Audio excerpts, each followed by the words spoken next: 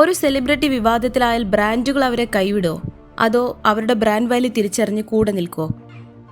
No iPhone, only Galaxy.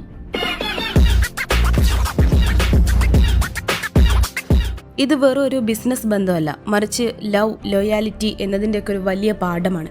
No iPhone only Galaxy എന്ന് ഉറക്കെ വിളിച്ചു പറഞ്ഞ് തന്നെ കൊണ്ടാവും വിധമൊക്കെ സാംസങ്ങിനെ പ്രൊമോട്ട് ചെയ്ത ഷുഗയെ അദ്ദേഹത്തിന്റെ കരിയറിലെ ഏറ്റവും മോശം സമയത്ത് സാംസങ് തള്ളിക്കളഞ്ഞുവെന്ന് പലരും കരുതി. പല മീഡിയകളും ഹേറ്റേഴ്സും അത് ആഘോഷിച്ചു. 2024 DUI കേസിന് ശേഷമാണ് ഈ കാര്യങ്ങളൊക്കെ സംഭവിക്കുന്നത്. ഇനി DUI കേസ് എന്താണെന്ന് അറിയാത്തവർക്ക് വേണ്ടി പറയാം. 2024 ഓഗസ്റ്റ് 6 രാത്രി സോളിൽ തന്റെ വീട്ടിലേക്ക് ഇലക്ട്രിക് കിക്ക് ബോർഡിൽ പോകുകയായിരുന്നു ഷുഗ. പെട്ടെന്ന് ബാലൻസ് പോയി വീണു.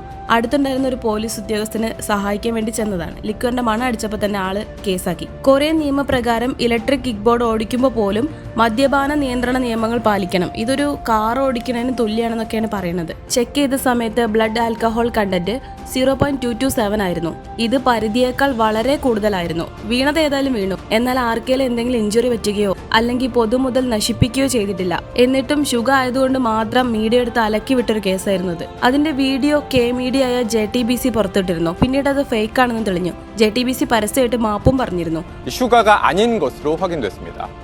혼선을 드린 점 사과드립니다.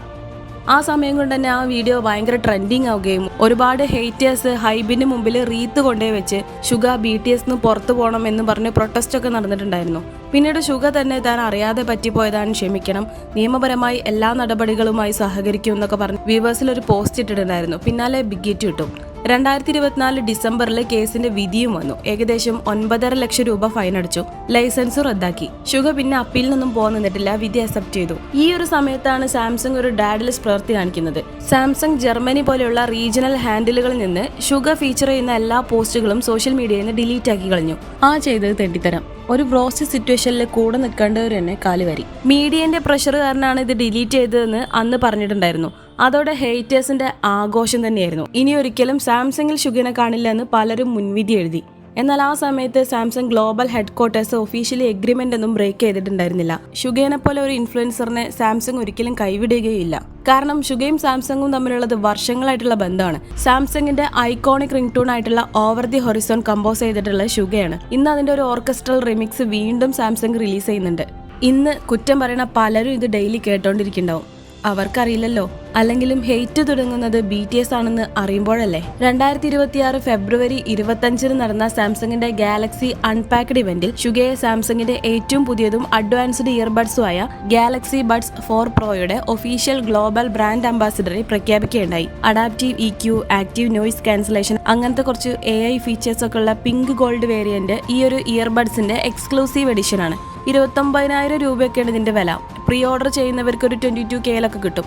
വെറും ഒരു പരസ്യം എന്നതിലുപരി ഷുഗേന്റെ സ്റ്റൈലിനെ റെസ്പെക്ട് ചെയ്തുകൊണ്ട് പുറത്തിറക്കിയ ഒരു സിഗ്നേച്ചർ കളർ എന്ന് തന്നെ പറയാം. മിനിയുങ്കീസ് എസ്തെറ്റിക്സിന് മാച്ചായ ഒരു ലക്ഷറി ലുക്ക് നൽകാനാണ് സാംസങ് ഈ ഒരു ഗോൾഡൻ ഷെയ്ഡ് ചൂസ് ചെയ്ത് എന്നൊക്കെ റിപ്പോർട്ടുകളിൽ പറയുന്നുണ്ട്. ആക്ച്വലി ഇതാണ് കംബാക്ക്, ദ ഗ്രേറ്റസ്റ്റ് കംബാക്ക്.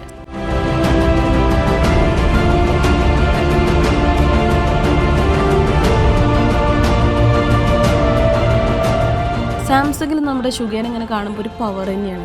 അപ്പോൾ എല്ലാം പറഞ്ഞ പോലെ this is Bangtan Kerala with 100 രൂപയുടെ വള്ളി ഹെഡ്സെറ്റ്. അത്രേ ഉള്ളൂ. Okay, by.